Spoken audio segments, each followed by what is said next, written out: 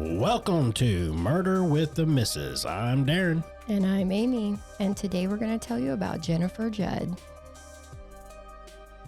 Don't forget to smash that like button and go and check us out on YouTube, Spotify, Apple Podcasts, Podbean, and Facebook. Like, share, subscribe, and don't forget to tell your friends. Always tell your friends. Always. And this is going to be the last episode Of the year. So Yeah. if you guys didn't catch our live, go and check it out. But hope you guys had a Merry Christmas, but have a safe and Happy New Year's. Yes. Uber is a thing. Use it. Yeah. Or, call a friend. Call a friend. That's not drunk. Yeah, call a sober friend. Yeah. Please. Now, this was a listener request, so don't be shy. If you know of a case that makes you wonder what the hell happened, or maybe it's just interesting, tell us about it. We want to spread the word. And I was in and out of this area that we're going to talk about today during this time, but I was too young to be paying attention to what was going on in the case, so I don't really remember it. But it has obviously been on the minds of people from the area to this day. There was even a podcast done on it this year, but after hearing it, I wasn't convinced with the direction they were going. But it has a lot of information, so if you want to hear it, it's called Who Killed Jennifer Judd? So let's get into what we know. Jennifer was... I do kind of remember the name Jennifer Judd for some reason. It kind of sounded familiar, but I didn't know any details or anything. Yeah, but that does kind of, strike a memory of seeing something. Something. And it was probably a poster that we saw in passing at a store, or it could be anything. Or maybe somebody was talking about it. Who knows? Because Jennifer was raised and went to school in Pitcher, Oklahoma. She was said to be a loyal friend. She was family-oriented and was a little spitfire. It's been said that she had a mouth on her sometimes. Same.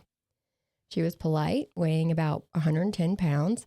And in high school, she played softball, basketball, and ran track. Her freshman year in high school, she started dating Judd. He went to a different school, but they had friends who were dating, so that's how they came to be. Justin was 6'2". He also played basketball, football, and spent a lot of time in the gym. Justin says they were competitive, where after basketball games, they would call each other to see who scored more points. That's cute. They broke up every week, it seemed like, and he talked about them breaking up once, and he sent her roses.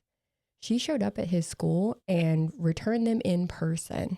So there's that little spitfire part we were talking about. She said, fuck your roses. Oh, exactly. Fuck your roses. Take them back. Jennifer's sophomore year, she started working at a convenience store in Pitcher called Pitcher Express.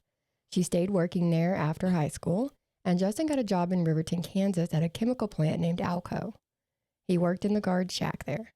This is one of those areas where it might sound like they're far apart, being in two different states, but it's really not. We'll talk about like Pitcher, Quapaw, and Miami, Oklahoma, which is in the corner where Oklahoma meets Kansas and Missouri. So it's all right there. So with her in Pitcher and him in Riverton, because she didn't go stay with him, so he was in Riverton. So his mom helped him find a duplex in Baxter Springs, Kansas, which would have been the middle point. Justin moved, that's like exit 1 off of 44. You're right there. Can't miss it. It's just, I think it's exit 1. It might be like exit 2. I don't know. Who knows? But Justin moved into the duplex and his mom had a key. So she would come over and do his laundry, clean up, things like that. All the things you basically did already. Well, and still doing all the stuff like, he lived at home and just... Yeah. Just at his new place or whatever. Pretty much. So she's basically still doing all the things for him, just driving to his house to do it now. I gotcha. And now let's do a little timeline. The couple was planning a wedding, and she was not moving in until they were married, like I said. On April 25th of 1992, Jennifer's friend came into the store where she worked, and Jennifer was arguing with someone on the phone. Now, this was Pam Judd, Justin's mom. Jennifer said that she told Pam that all the shit that she'd been doing was her job now. And she told Justin that he needed to get his key back from her. A week later, on May 2nd, Jennifer and Justin got married. They went to Branson for their honeymoon, but on their wedding night, she called her mom crying. Her parents offered to come and get her, but she said that Justin was ready to come home, so they were going to cut the trip short and head back anyways. So Branson must be a big honeymoon place around here. Right? I mean, we did another case that went, in the Branson honeymoon too. I mean, Right, that's what I'm saying. We go there, or we used to go there when we the used to kids go were there little. all the time, but I mean, our honeymoon wasn't there. But Yeah, but I mean, I would think a honeymoon, maybe Eureka Springs. wasn't far off though. I mean, it was Joplin.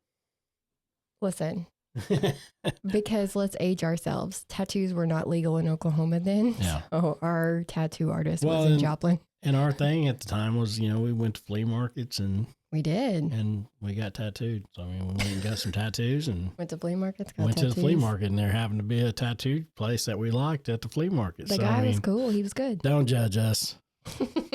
I see your little looking eyes. No, the best tattoo people are usually. Sorry. Yes.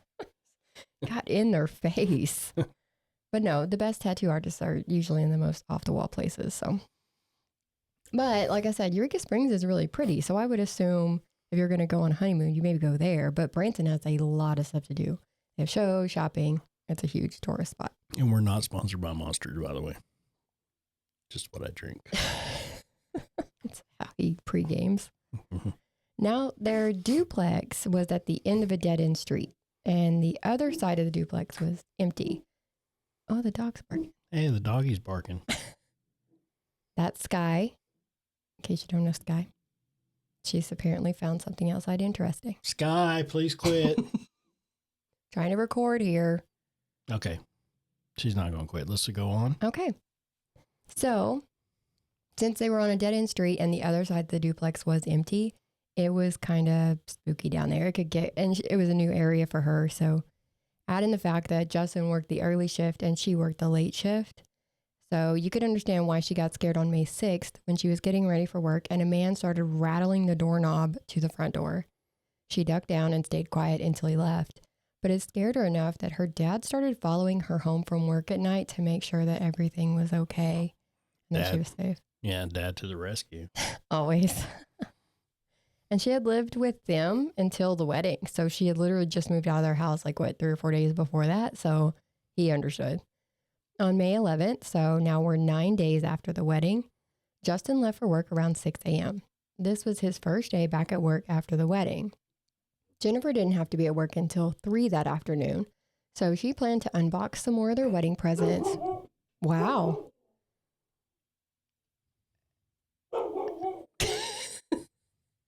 Please hold. All right. We good? I feel safer. I don't know about you. But... Yeah, Donovan's on the case. He's like, shh. Let's see. I'm looking at my notes. Let me see where I'm at. Yeah, she was going to unbox some more of their wedding presents, return a movie that they had rented the night before, and run a few other errands. Justin got off work at 2:30. And his friend Chuck was at Alco with him, so they both head to the duplex, and then they're going to go to the gym. Jennifer's 1984 Black Mercury Cougar is still in the same spot that it was the day before. The door was unlocked, and the house was dark. Now, I didn't understand that when I heard them say that, because it was 2:40 in the afternoon at this time, and I'm pretty sure they had windows. So I don't understand how it could have been dark in the duplex. Sorry. You're good. You good? Between you and the dog, I don't know if we're going to get it. No, I'm just kidding. 'Tis the season. Dang, man. I woke up this morning all stuffy and everything. Yeah. Man. But 'Tis the season to be snotty. La, la, la, gross. Yuck, yuck. Sorry. But he went into the bedroom and the bed was made, but it did look crumpled, like someone had sat or laid on the edge of it. The rented movie was on the corner of the bed, and there was an orange Minute Maid can spilled and laying on the bedroom floor. He went into the kitchen and found Jennifer laying face up on the floor at the entrance of it. He says that she was bulimic, so his initial thought was that she had passed out. But when he reached down to check her pulse, she was cold. Reportedly, most of the blood that had come out of her had pulled underneath her, so it wasn't noticeable until you got very close to her. So he didn't see it at first. So could you see her from the front door? Well, based on my knowledge of the layout of the duplex, not necessarily. You maybe could have seen her feet, but he probably rushed in. I'm going to assume that he's going to think something's wrong. So he probably came in and was looking eye level, not down. Oh, okay. So he could have easily missed her because when you come in the door, there's literally an open doorway that goes into the dining room. And then if you turn left, it goes into the kitchen. And she was laying in that entrance to the kitchen. So it would have been around that wall. So there's a chance that he maybe could have seen her feet, but probably not. Okay. Yeah. Now, this was the early 90s too, so it's not an open floor plan. You'd have to look around the walls. But Justin told Chuck to call 911, and he did, but he couldn't talk. So Justin gave the operator the information and then hung up. After he hung up, he punched the wall next to where the phone was hanging. Her family says that by the time they found out and started showing up to the scene, it was ridiculous. Things like this don't happen very often in that area, so even cops that weren't on duty had come to look at it. It was raining too, but none of the cops reportedly used protective gear, not even gloves. And we'll talk about the house and car first. Her car keys were on the floor where the living room meets the dining room kitchen area, so that doorway I was talking about. Her body was laying in that entryway to the kitchen. It's between the stove on one side and there was an L shape of a counter on the other side. There was splatter. Why did I do that? I knew I was going to do that. Spatter. There was spatter on the wall next to the stove at the same area. So there was blood spatter on the stove on that side of the counter, but then on the wall next to where the phone was hanging. So it's weird too that there was also, when you go into the kitchen, like her body's laying here, you go in and over, and that's where the rest of the kitchen is. There was blood spatter on that far wall. Yeah. So where she was obviously killed, but then all the way in, there's spatter on the other wall. So I thought that, how did it get there? Where'd you come from? So weird. And that was next to a stack of boxes of wedding presents. And there was a muddy footprint next to where her feet were, but we know that it was raining and everyone and their dog was walking around there with no foot protective covering or anything. So who knows? I think it's more surprising that there was only one footprint. Agreed, because it's like they cleaned it up and missed it. I don't know. I don't even know if it was the killer. If it was a muddy footprint, it could have been one of the cops. But then why weren't there more? Why was there only one? Exactly. And I need to know, was it raining all day? I don't know that. I should have looked that up. That's weird. Now, one of their wedding gifts was a knife block, which was on the counter next to the sink, and there were 2 knives missing from it. So where her head was laying was literally straight up from where she was. There was a butter knife with mayonnaise on it laying across the cup in the sink. Her purse and a lunchbox were on a little counter across the dining room from where her body was. No money was taken from her purse. She still had cash in her purse. Nothing valuable was actually taken from the apartment, and she was still wearing her wedding ring and her earrings.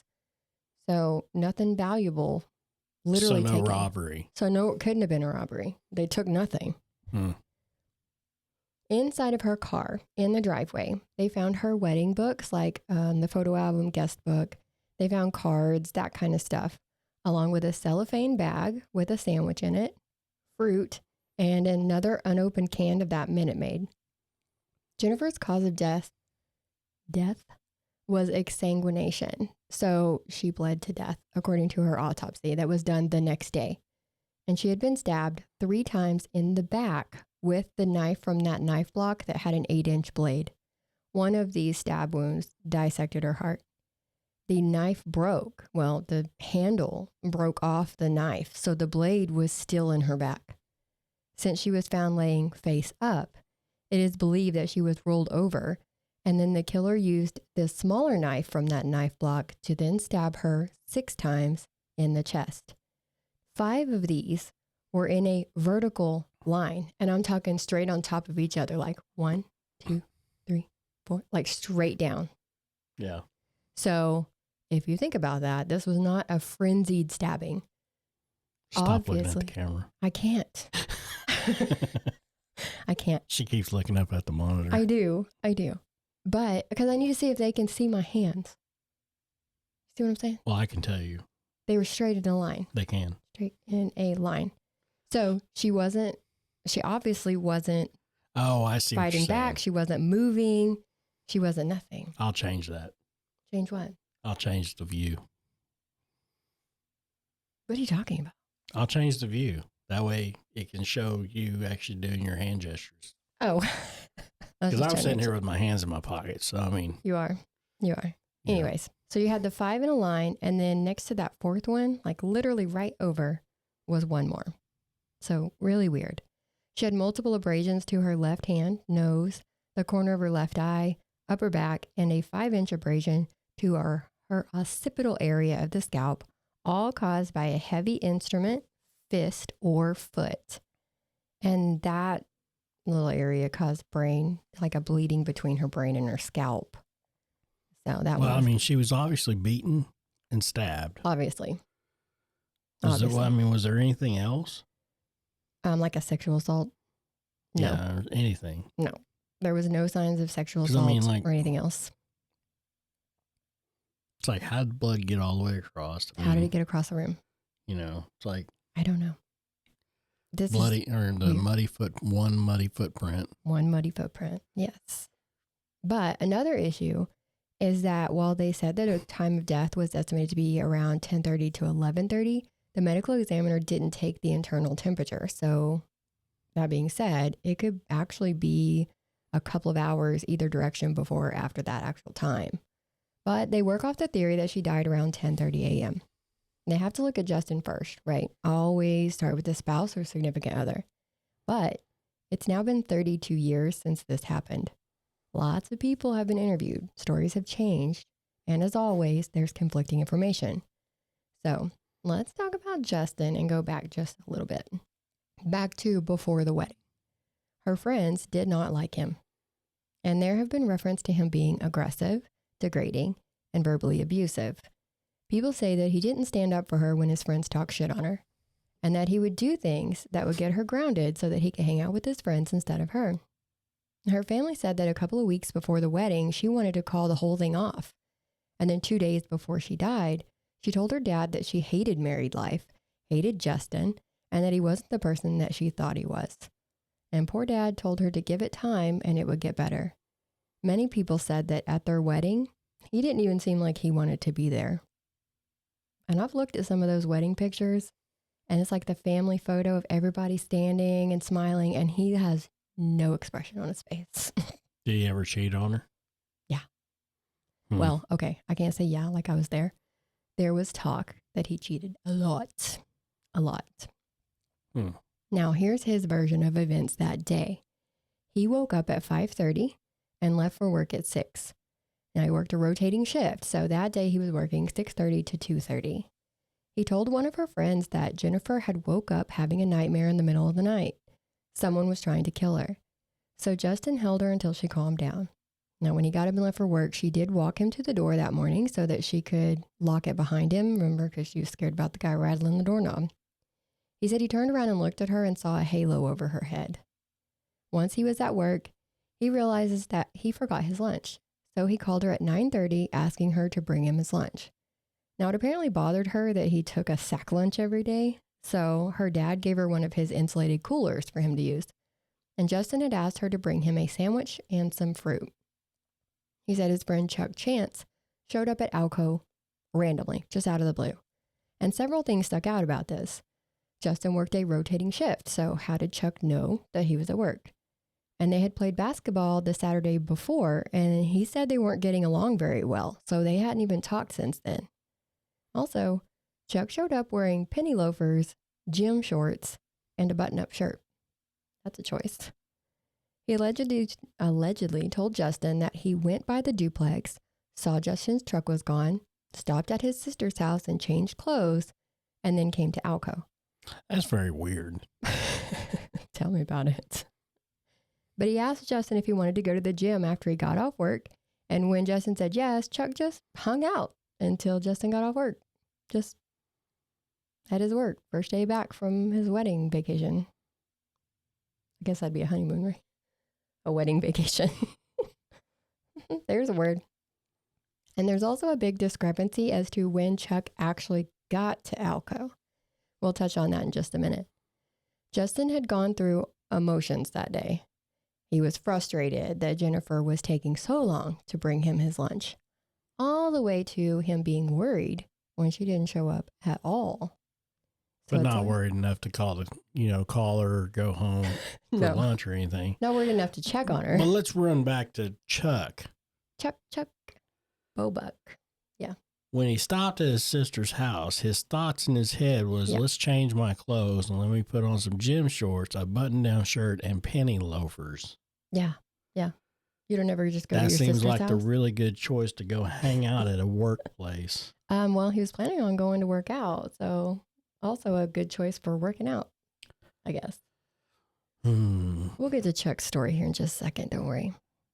Now, Alco was only 9 or 10 minutes from the duplex, so it would have been easy for him to just run home and get his lunch himself, or run home and check on Jennifer to find out why she hadn't brought him the lunch. But he didn't. He did tell the cops that he had bought that orange Minute Maid, so that was already in the house, not something that was brought in by somebody else. He said Chuck touched the knives on the counter before first responders got there. And he feels like Chuck had feelings for Jennifer. And he knew how to get into the house because the Friday before, Chuck was going to help him fill their water bed, but Justin forgot his key, so they went through the bedroom window. Plus, she knew Chuck, so if he came to the door, she would have likely just opened it for him. Police talked to the other people that worked at Alco that day. Justin's logbook entries don't match up with the times the truck drivers had in their logbooks. The guy working the guard shack before Justin's shift says that Justin wasn't there at 6:30 when he was supposed to be. So he called the duplex at 6:32 and was talking to Jennifer when he saw Justin's truck pull into the parking lot. Justin was frustrated because he said Jennifer had turned the alarm off and that's why he was late. Phone records show that this 6:32 a.m. phone call was the only call made from Alco to the duplex that day. So he didn't really call her to have her bring the lunch? No, sir, not at 9:30. He said I called her at 9:30. So did he call Chuck? Nope. So then that brings the question of, if he didn't call her, why was his lunch in her car? Yeah. Right? And if she was adamant that she wanted him to use the lunchbox instead of the bag lunch, why didn't she use the cooler or even a paper bag? There was no mention of a paper bag, just literally the sandwich in like a Ziploc and fruit and that Minute Maid. Yeah. That's it. Now, you could say that that was her lunch, but then why would she take her lunch like that too? You know what I mean? Because remember, she was supposed to go to work. I hear you. I don't know. But that's specifically what he asked for lunch. Okay. That's something to think about. There's a lot. So when they asked, when they told Justin that the only call made that day was at 6:32, he said, "Oh yeah, that's when I called her, not 9:30. Yeah, I called her at 6:32." So why would the other make up the story? Why would he say, I called at 6:32. I talked to Jennifer. I watched Justin pull into the parking lot. What does he have to gain? And in a news interview in 2009, Justin went back to saying he called her between 8:30 and 9. So, ever-changing story. Yep. I got you. We're going to take us a little quick break. And now let's take a quick break for a word from our sponsors. We had a different ad idea the other day. But that all changed when we heard from someone who lives in an apartment and their washer went out. They went to the laundromat to do 2 loads of laundry, and it cost over $21 for 2 loads. That didn't include detergent and fabric softener. Plus, they had to lug a laundry basket up flights of stairs. Stop going through the hassle. Stop wasting money and go to My Laundry Solutions, the #1 choice for washers and dryer rental. If you live in the areas of Tulsa, Oklahoma, Springfield and Joplin, Missouri, Little Rock, Arkansas, or Sherman, Dallas, Houston, and Lubbock, Texas, go to your leasing office, go to mylaundrysolutions.com, or call 800-535-4411 today. No credit check, free service, professional installation. And your account is available online. Leave the laundromat to Weird Larry in 3C. Don't miss out on great prices and great service. My Laundry Solutions. Yes. And I heard the other day, .com. I actually learned something from him the other day. They don't call them apartment complexes anymore. What are they now? That's not the correct term. It's apartment community. Because complex made it sound more like a prison. Accurate. Yeah. I was like, well, that kind of makes sense. Wow. Well, you are really close to your neighbor. And I was like, what do they call duplexes? A duplex. I know. Because there's two in the plex. The Duke community. I live in a Duke community. Duke community. Duke community. No. Duke community. Stop making it sound like poop. Dookie. Anyways, so Dookie-imity. Stop it. People, you have no idea what I'm stuck with. He also said that Chuck got to Alco at 11:30, but when re-interviewed in 1998, he said it was 9:30. So the cops asked him, well, how do you think that Chuck had the opportunity to kill her at 10:30 if he was at Alco at 9:30 and he didn't leave until you got off work? So Justin then said, oh, okay, no, it was 11. He got there at 11. So nobody ever knows. But now he's stuck at 11. Also at Alco that day, a truck driver got there at 10:50 and put his truck on the scale. Talking to Justin, Justin told him his wife was bringing him his lunch, and the driver joked to have her bring him one too. He unloaded his fertilizer and came back through about 40 to 50 minutes later, and Justin was gone. The guy in the guard shack said Justin had to leave. Justin told the cops that that guy was wrong and that he didn't leave that shack all day. He was there the whole time. Well, there's another person saying something that they didn't. Right. Saying that Justin said something that he did. What? Well, I mean, that's another person saying something that didn't happen the way Justin said. The way he said, right? yeah. I couldn't get my words out either. Yeah, I couldn't. I got fumbled with it, but. Yeah, that's true. That's two people now that have nothing to gain that have contradicted his story, but he's like, no, they're wrong. I'm right. They're wrong. Of course. Why not? Now, another thing that rubbed Jennifer's family the wrong way was they set up a fundraiser basketball game between Justice for Jennifer and the Harlem Magicians, and Justin played for the Magicians. Why would you play for the opposite team? That was weird to them. But he said that all this publicity that they were doing, all these posters they were putting up, all this pressure was forcing the actual killer into hiding. Like it made it less likely that he would come forward. And so this was his way of fighting against the man. I don't know. But let's move on to Chuck's account of the day. This is also due to many interviews that he gave over the years. He said that he got to Alco at 10:40, but he also said in another interview he got there at noon. So his time changes too. He originally said it was 10:40 and that Justin said Jennifer was supposed to bring his lunch at 10:10. Now that's an oddly specific time to me. Chuck told his wife that he was going to turn in job applications and then go to the gym with Justin, even though he hadn't asked him yet. Well, so Justin thinks that Chuck had a thing for Jennifer and he, right. And he's married too? Yeah, Chuck's married and has a kid. Okay. Was Justin, I don't know. Cheating with Chuck's the wife? I don't know. Oh. Good question. Now, Chuck left and he went to Commerce to get his gym bag. And then he got to the gym in Miami at 7:10. He worked out for about 30 minutes and then he stopped at the duplex at 8:15. He says that there was a woman with a briefcase on the empty side of the duplex. He pulled into Jennifer's driveway and the woman asked if the Judds lived there. He said yes, and then he left, realizing that if Justin's truck wasn't there, he had to be at work, right? He drove to Pittsburgh, Kansas to put in 2 applications for a job, and then went back to Commerce to deposit a check into his checking account. He went to the post office in Pitcher, and then went to Galena, Kansas to apply for another job, but they had a sign posted that they weren't taking applications. So that's when he went to Alco to see if Justin wanted to work out. Now, maybe he was on two-a-days because he had already worked out that morning. Maybe he did cardio that morning and wanted to do weights. Who knows? But the other thing that sticks out is that he did not mention going to his sister's house to change clothes. Does that mean that he was going around putting in job applications in gym shorts and that button-up shirt? Well, I mean, and don't forget the penny loafers. But maybe that's what made it what I don't get is like he went to Commerce. Went to Commerce.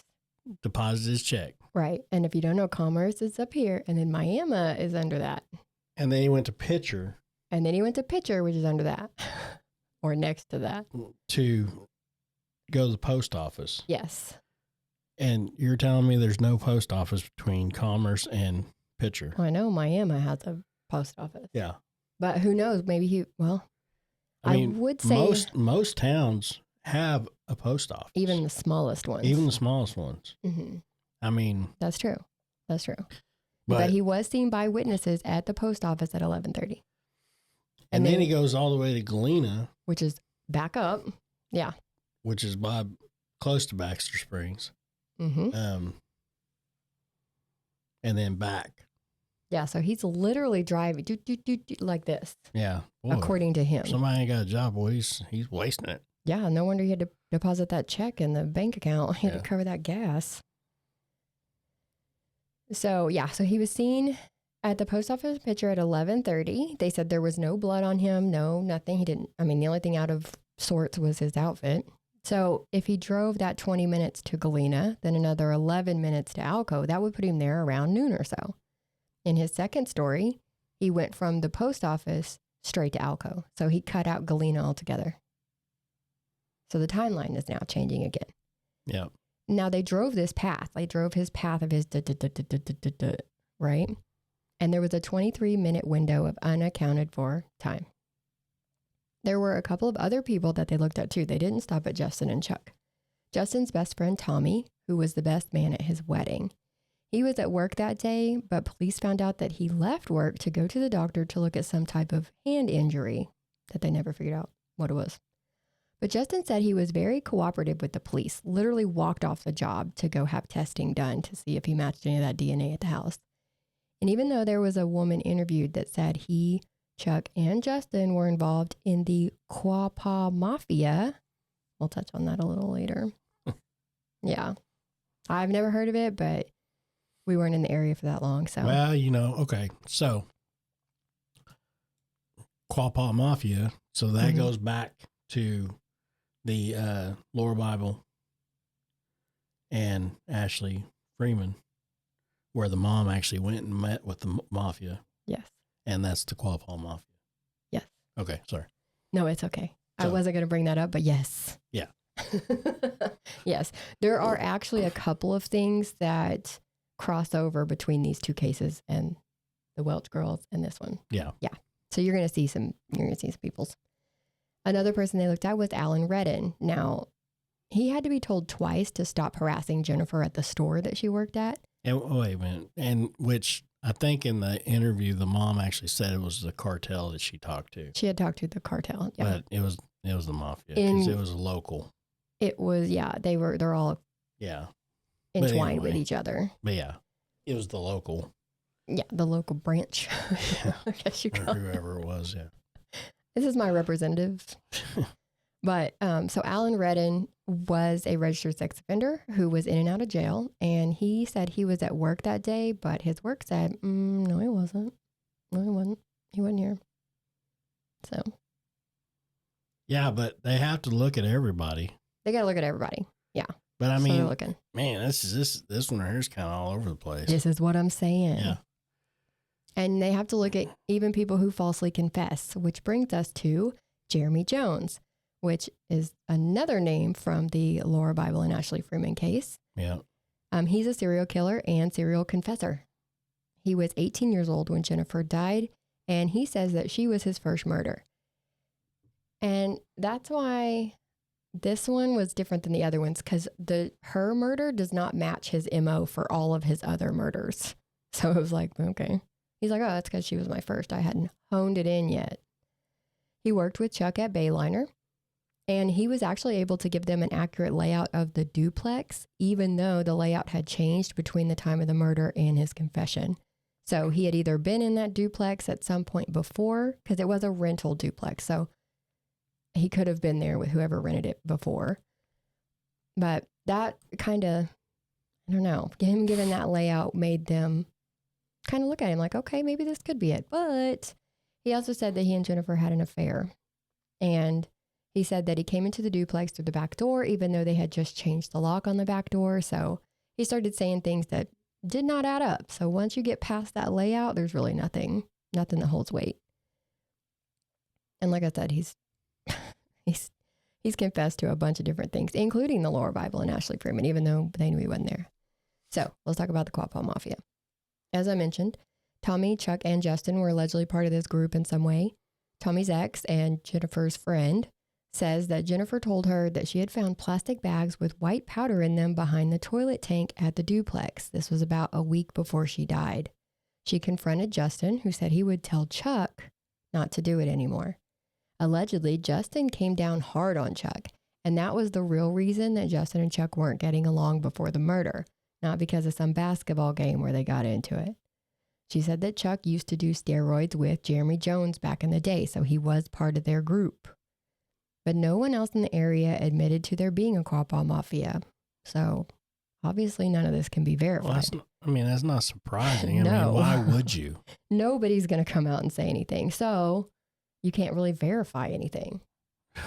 I'm a gangster. Yeah, I'm sorry. It was me. It was me. I do drugs. Yeah. I'm the mafia. It's me. The whole time. Yeah. Yeah. You got me. Exactly. So that's not something they can verify. Yeah. Chuck came out and said that Justin actually borrowed his car that day.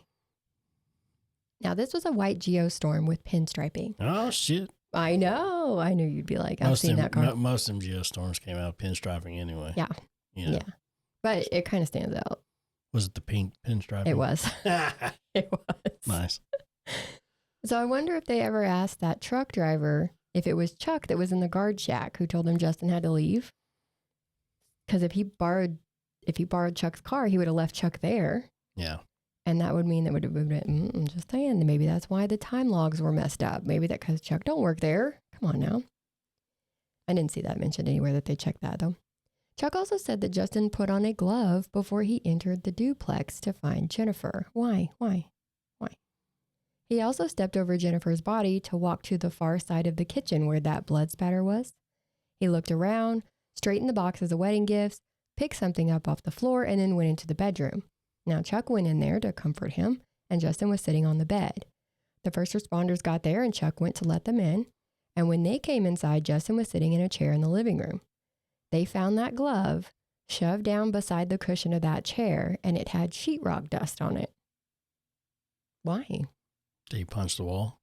He did punch the wall. But Sheetrock dust. why did he have a glove on? Why did he put a glove on before he walked in the door? Was he planning on doing a Michael Jackson impersonation when he got in there? He had one glove. I don't know. It's just weird. That's weird to me. I don't know. There is no I can't follow this. It's all over the place. It is. This is the problem. Yeah. They also collected hairs in the bedroom on the bedspread that haven't matched to anyone. The Minute Maid can on the bedroom floor didn't have usable prints on it. There were prints on the knife blade that was in her back, but they haven't been able to match them to anyone to date. The knife handle and the smaller knife have never been found. I wonder if he knocked a hole in the wall and then put the knife handle in the wall. Bro, did you just solve this case? No, it's kidding. They did change the layout of the duplex, so I don't think that wall's there any longer. They would have found it. Or if the people who did it... Unless it was a load-bearing wall. Right. Or the people who did it didn't realize that there was a murder weapon in there. Sure. But if you had a glove on, I mean... Yeah, but I'm just saying. That could have been a quick and easy way to get rid of it. That's true. Because if it was an inside wall, it don't have insulation in it. No, it doesn't. It does not. But I do know that they tested the DNA of Chuck's, and he was not a contributor. So Although all this stuff looks suspicious with Justin and Chuck, they don't match. Well, Chuck doesn't match any of the DNA in the house. So Yeah, and Justin lived there, so you'd expect his hair and his fingerprints to be everywhere. Everywhere, all over everything. Yeah. But was they? His DNA, yeah, it was everywhere. Okay, I was just making sure. Yeah. Just, I figured maybe he fucking cleaned up or something. Wiped it down. Well, Yeah. his mom probably did. The neighbors around the duplex. Mom probably did. We know she does his cleaning. Uh, The neighbors around the duplex also had some fuckery to add to the mix. The neighbor 2 doors down said it was around 10:45 to 10:50 during the last showcase of The Price is Right, so he knows his times, when that white Geostorm pulled onto the street.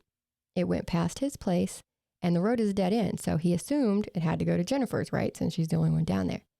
About 10 to 15 minutes later, it came back by leaving. He walked outside while describing it to the cops and said, "Oh, there it is," and pointed at Chuck's Geostorm sitting in Justin's driveway. 4 people say that they saw that car that day in the area, anywhere between 8 and noon. Another neighbor said it was about 11:30 to 11:45 when she saw it. The cops questioned the time, and she was adamant that she had to be home by noon that day, and she was unloading groceries when she saw it, so she had just got home. The police did not officially take her statement for the file. of course not. It didn't match the timeline. And a truck driver says that around 11:30, that Geo sped past him in the area, and then he saw the same Geo at Alco when he got there at noon. So somebody was in a hurry to get back to Alco. How really you gonna take the actual car and fly by Zoom past the guy that's coming right behind you. from the guy that's actually coming to the same damn place you're going? To the same place, yeah, to the same place. And you know exactly that guy right there, he passed that dude and looks at the truck and was like, oh shit. Damn it, that's Earl. That's Earl. That's Earl. He's going to be there at noon making his drop off. Damn. Man. And then, you just don't forget stuff like that. right? I mean, Right? And then you got Pam, Justin's mom, and Bobby, Justin's stepdad. Both were in the area that morning too. Bobby drove past their street, so he admitted to being there, but not stopping at the duplex. Pam says that she went to a house up the street from the duplex to pick up a woman to go clean hotel rooms. It took the police 8 years to track this woman down, but they did. She said that not only did she not know Pam at the time, but she was in high school. She was definitely not cleaning hotel rooms during the day. She even remembered walking home from school that day to see all the cop cars outside. So, why Pam said she was there to pick up a teenager to go clean hotel rooms, that's not accurate. yeah, and I mean, how would somebody forget something like that? If you're a teenager walking home and there's cop cars everywhere, you don't forget that. Yeah, exactly. I remember one time I was walking home from school and there's a bunch of cop cars. You know what I mean? It sticks. That's the story you tell people for the rest of your life. Well, yeah, I mean, I know you remember that kind of stuff. The only reason why I remember it is because, I was talking about her, not me. I was just saying, when I remember coming home, it's because Dad was parked his police car in the driveway. Flashing lights. Maybe he was going to get his lunch. Woo, woo. And we say it all the time, the ever-changing stories and Yours different was a family timelines. reunion. Stop it. The ever-changing stories and different timelines make it hard to investigate cases like this. It's not about me. Was Pam in the area because she came to let herself into the apartment and clean, but Jennifer was there? There was an argument and things got out of hand? Did Chuck lie about all the driving he did that day? And he really was the one who hurt Jennifer and then went to Alco to wait for Justin to find her? Some theorized that he did go in and found her dead and then went to Alco and waited for Justin so that Justin would be the one to find her. Some theorized that Chuck and Justin are covering up for someone else who did it. Did Justin borrow Chuck's car to go get himself lunch and he and Jennifer got into an argument that went too far? Did the Quapaw Mafia have her taken out because they didn't want her to tell what she found behind the toilet tank? And my question is, did they look into any of the women that Justin allegedly cheated on her with? Because this made me think of the Sherry Rasmussen case. Yeah. And I just think it's always an option that it could have been a stranger. So And she was the There's one that that, too. like, she was the cop. This was the cop that came in and killed her. Husband. And they didn't even get her for years and years and years. But I'm just saying, like, have they looked into this? I need to know. And who was that woman with the briefcase? He just left, if Chuck's story is correct. He just left while that woman was going up to knock on Jennifer's door. So why'd you leave? But anyways, police did ask Chuck if that woman could have been Pam, Judd, but he said only if she was wearing a wig. That was kind of specific. They're like, but could it have been Pam? And he's like, only if she was wearing a wig. But could it have been? But only if she was wearing a wig. Yeah. He just kept saying it over and over. And it's like, are you telling me she was wearing a wig? That is kind of Did you specific. just wink at me? I mean, that is kind of, yeah, it's like, stop winking. Yeah. Okay. You got something in your eye? Yeah. He's like, Okie dokie. check it out. Yep. But this is one where if somebody knows something, they need to just go ahead and tell it because, like Darren said, it's a very, very confusing case. There's stuff that's all over the place. There's so many contradictions. It's really hard to tell it and keep it straight. Is it still an open case? 100%. That's good. At least it's still open. Yes. So if you have any information, there is a $5,000 reward, and you can contact the Kansas Bureau of Investigation at 1-800-KS-CRIME or 1-800-572-7463. Call them. Yeah, and don't forget that you guys can contribute at dna.truecrime@gmail.com. Yep, on Cash App. Don't have to if you don't want to, but please do. Yes. Till next time. See ya. Bye.